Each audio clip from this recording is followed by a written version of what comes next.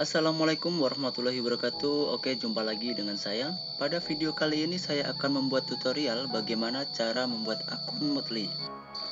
Perlu diketahui bahwa Moodle merupakan salah satu LMS atau Learning Management System yang paling populer sampai saat ini, dan hampir setiap sekolah sampai dengan perguruan tinggi telah menggunakan Moodle sebagai media pembelajaran. Oke, langsung aja kita lihat tutorialnya langkah demi langkah. Langkah pertama, kita buka Google Chrome kita cari di sini Moodle. Langsung aja kita klik websitenya Moodle. Lalu muncul seperti ini, kita klik Get Started. Setelah kita klik, maka akan diarahkan ke bawah. Di sini ada beberapa pilihan tergantung kebutuhan kita. Jadi di sini akan dibayar per tahun sesuai dengan kebutuhan usernya. Ada yang 50 hingga sampai 1000 user.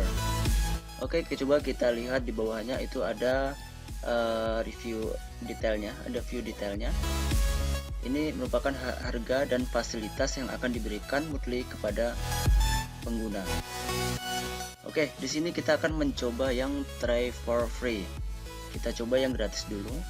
Kita coba dulu untuk mempraktekkan bagaimana cara membuat akun Moodle. Oke, setelah itu akan muncul seperti ini. Kita pilih create a new account. Jadi kita bikin akun yang baru. Untuk membuat akun yang baru, di sini kita akan diberikan beberapa persetujuan yang harus kita sepakati.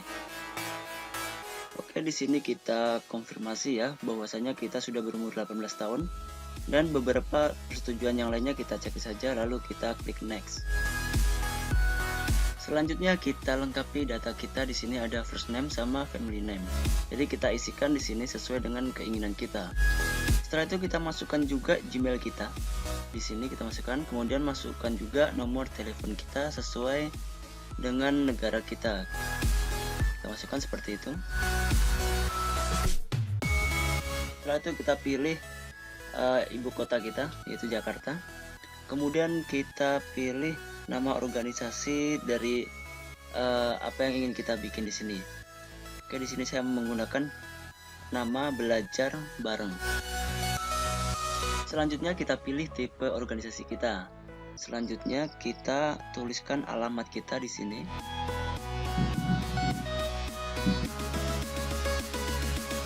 Kemudian ibu kota kita atau kota kita. Kemudian negara kita, kemudian isi kode posnya di sini ya. Setelah itu kita pilih di sini Indonesia, negara Indonesia. Pokoknya datanya kita lengkapi di sini ya. Setelah kita lengkapi data ini, maka kita bisa akan melanjutkan langkah yang selanjutnya. Setelah itu kita klik next, dan di sini kita butuh verifikasi. Oke, kita klik gambar yang sesuai dengan instruksinya. Oke, lalu kita klik verify. Selanjutnya kita akan memberikan nama Moodle kita di sini ya. Di sini saya akan memberikan namanya seperti yang tadi, belajarbareng.moodlecloud.com. Oke, seperti ini.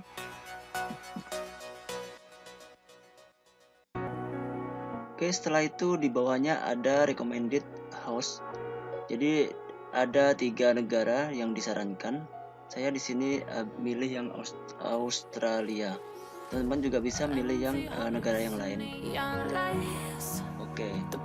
Jadi di sini kita disuruhnya untuk memilih. Selanjutnya yang di bawah, teman-teman bisa memilih pilihan di sini ya sesuai dengan kebutuhan teman-teman. Di sini saya memilih others reason. Saya pilih itu.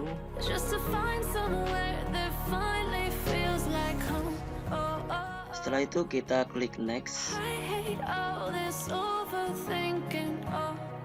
Selanjutnya kita diminta nomor verifikasi your identity.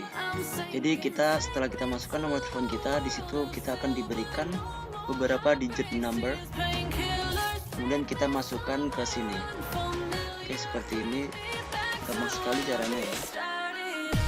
Langkah selanjutnya kita disuruh untuk membuat password baru. Jadi minimal 5 karakter di sini ya. Oke, di sini saya bikin passwordnya. Kemudian di bawah juga dibikin sama dengan yang atas tadi. Setelah kita isi passwordnya, lalu kita klik next di sini. Jadi setelah kita klik next, proses pembuatan akun pertama kita sudah selesai. Oke, di sini sudah sukses ya dalam membuat akun Moodly Cloud.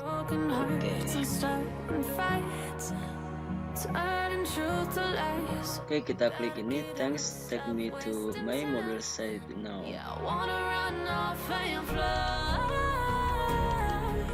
Oke teman-teman, inilah tampilan dari Moodly yang sudah kita bikin. Jadi kalau teman-teman sudah pernah membuka LMS yang modelnya seperti ini, atau sama seperti juga e-learning, itu tampilannya juga seperti ini. Jadi teman-teman juga bisa merubah bahasanya di sini sesuai dengan pemahaman kita. Di sini saya menggunakan bahasa Indonesia. Kita klik aja di situ. Kemudian maka tampilannya tulisannya akan berbahasa Indonesia. Untuk merubah nama, maka teman-teman cukup mengklik tulisan yang di atasnya itu Your School. Kemudian dirubah dengan nama yang sudah teman-teman bikin tadi ya. Oke, seperti ini saya menggunakan nama Belajar Bareng. Kemudian bisa diedit juga yang bagian nama ini ya. Kita klik pengaturan. Kemudian kita ubah. Lalu di sini bisa kita rubah, kita ganti namanya. Seperti ini, teman-teman bisa lihat caranya ya. Oke. Kemudian bagian bawah bisa ditambahkan deskripsi sesuai dengan nama atau judul yang teman-teman bikin. Oke, contohnya seperti ini.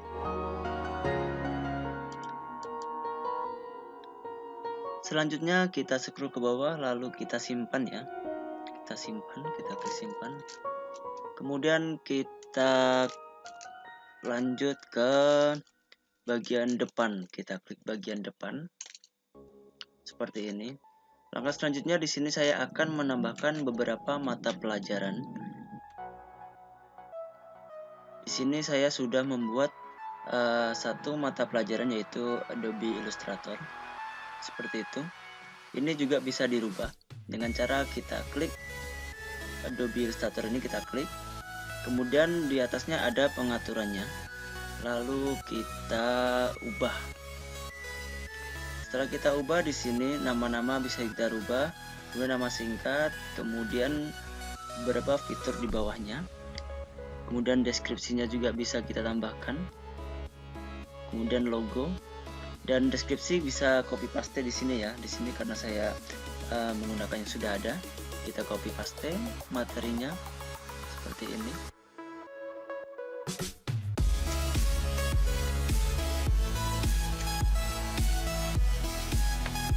Selanjutnya kita rubah logonya atau kita tambahkan. Kita klik gambarnya, lalu di bawahnya, di atasnya bisa kita hapus ya logonya. Bisa kita tambahkan lagi. Lalu kita upload, kita pilih filenya.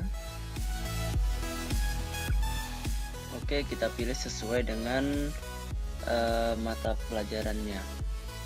Oke, kita beri title-nya, beri judulnya seperti ini. Langkah selanjutnya kita unggah logonya seperti ini.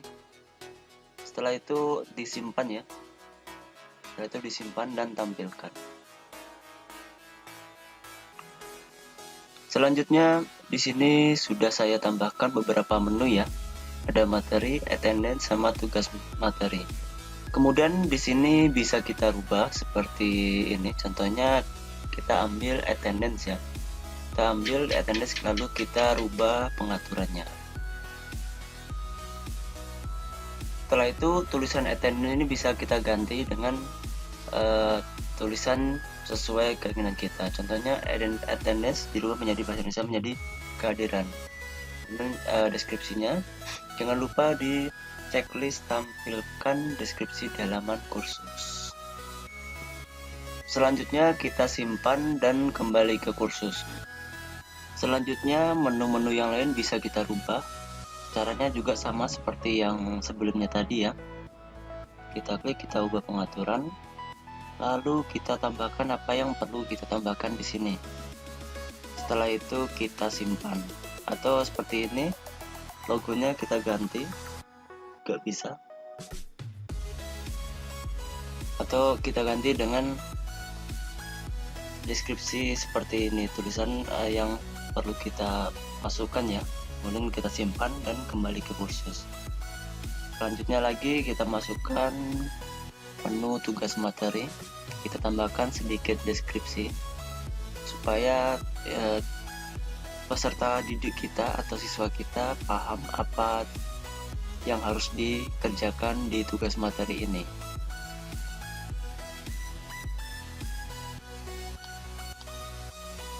Selanjutnya kita klik menu depan, kemudian di sini kita akan menambahkan mata pelajaran yang lainnya.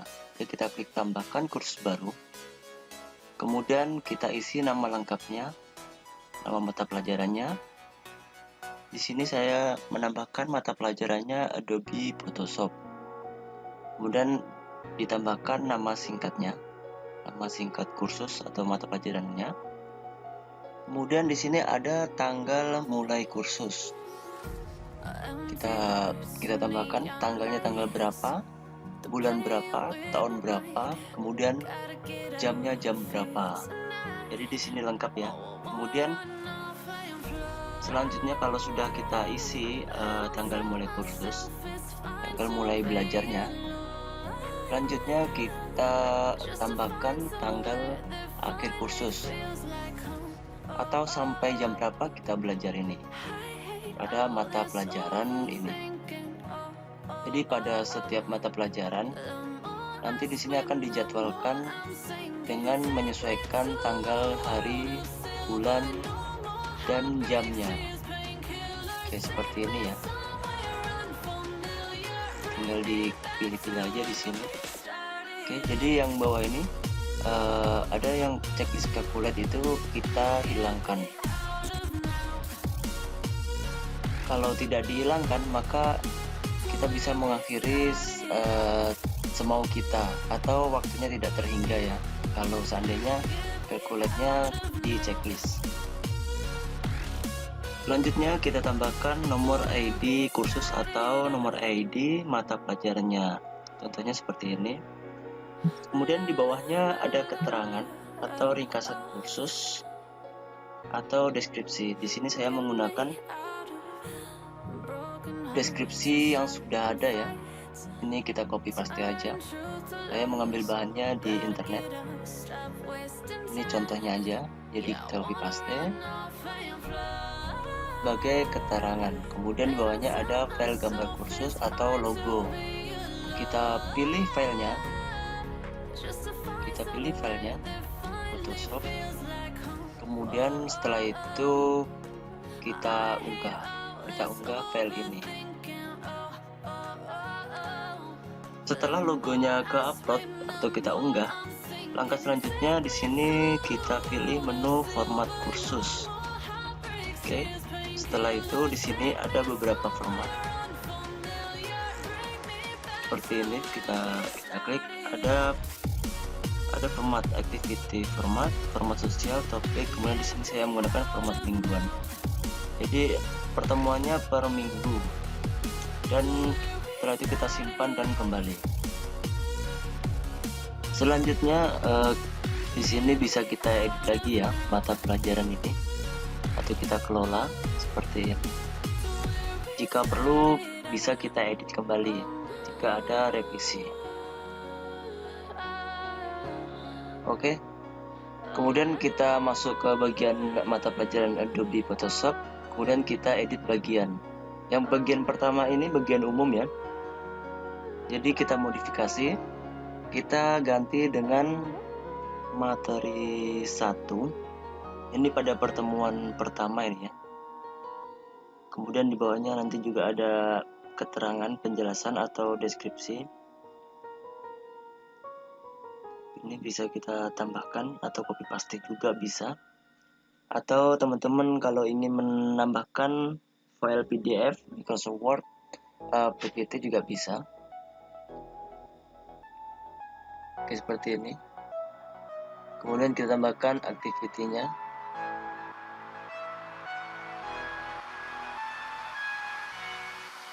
Kita tambahkan bagian pertama itu ada file buku atau buku materi yang pertama.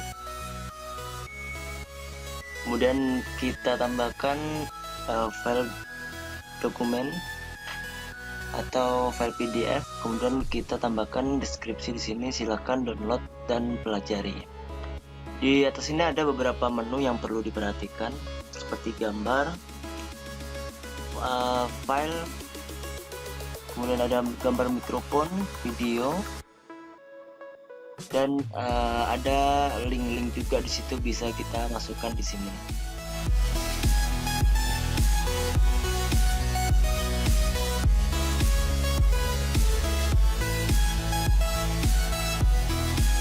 Jadi ini kalau pengen menambahkan link ya dari website yang lain, contohnya seperti ini, kita ambil websitenya seperti ini, PDF ini contohnya, kita copy lalu kita pastekan di sini, lalu kita create new link. Oke, seperti ini, lalu kita simpan. Maka tampilan di menu pada materi 1 Adobe Photoshop akan menjadi seperti itu. Kemudian kita tambahkan menu lain, kita tambahkan attendance atau kehadiran. Tambahkan kehadiran, lalu kita tambahkan deskripsinya di bawah sini.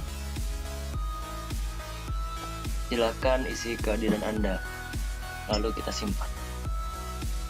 Kemudian kita tambahkan lagi bagiannya seperti segmen atau tugas tugas 1 contohnya ya. Kemudian kita tambahkan deskripsi seperti tadi.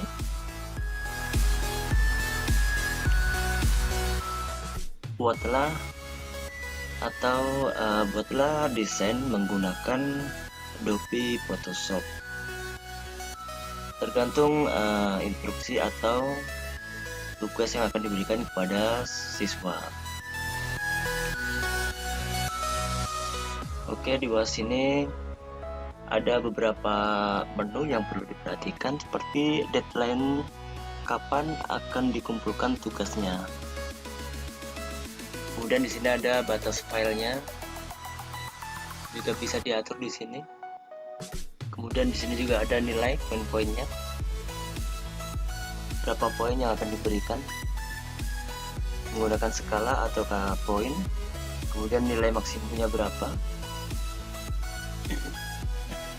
Setelah itu kalau sudah selesai tinggal disimpan dan kembali ke kursus seperti itu. Jadi bisa ditambahkan seperti ini ya teman-teman ya. Semuanya bisa diedit dan bisa ditambahkan mata pelajaran yang lainnya. Oke, di sini saya menambahkan beberapa mata pelajaran.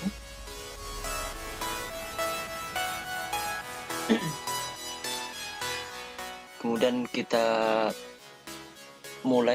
kita tambahkan tanggal mulai kursusnya seperti ini, seperti yang sudah tadi ya. Jadi caranya gampang. Kalau sudah tahu dasarnya, sudah tahu bagaimana cara membuat mata pelajarannya, kemudian menambahkan menu-menu yang lain seperti menambahkan materi, kemudian menambahkan menu kehadiran, dan ada menu tugas materi. Jadi minimal ada 3 ya yang bisa kita masukkan di LMS Moodle ini. Oke, seperti tadi contohnya, kita tambahkan logonya, kemudian kita simpan seperti ini. Jadi udah ada beberapa mata pelajaran. Kemudian bisa kita tambahkan lagi yang bagian-bagian pada setiap mata pelajaran. Jadi pada bagian yang umum ini, materi 1, bisa kita ganti juga dengan pertemuan pertama. Kemudian pertemuan pertama tanggal berapa, hari apa, tergantung keinginan dan kebutuhan pada pembelajaran ini.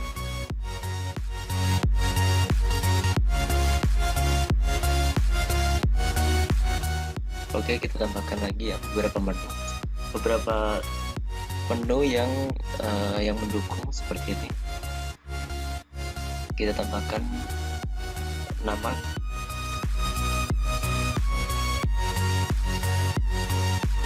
kemudian nanti kita tambahkan filenya ya, atau boleh file PDF, PowerPoint, atau video dan lain sebagainya.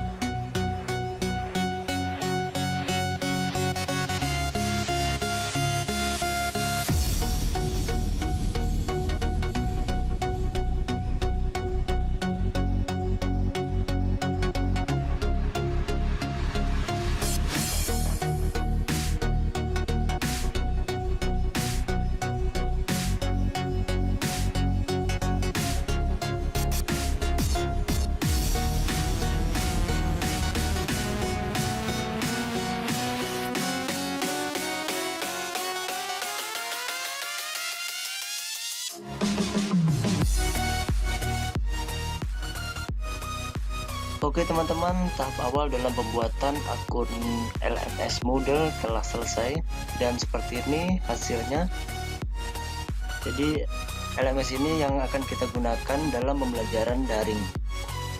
Seperti ini, jadi caranya mudah ya jika kita mengikuti langkah-langkahnya dari awal hingga akhir.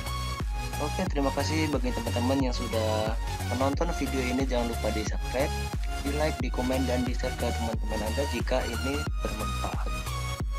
Oke, ikuti terus video tutorial dari saya. Video selanjutnya saya akan membahas tentang bagaimana cara membagikan Moodle ini ke peserta didik kita. Jadi nanti guru mempunyai akun dan siswa juga akan memiliki username dan password untuk masuk ke Moodle tersebut. Oke, sekian dari saya. Terima kasih. Wassalamualaikum warahmatullahi wabarakatuh.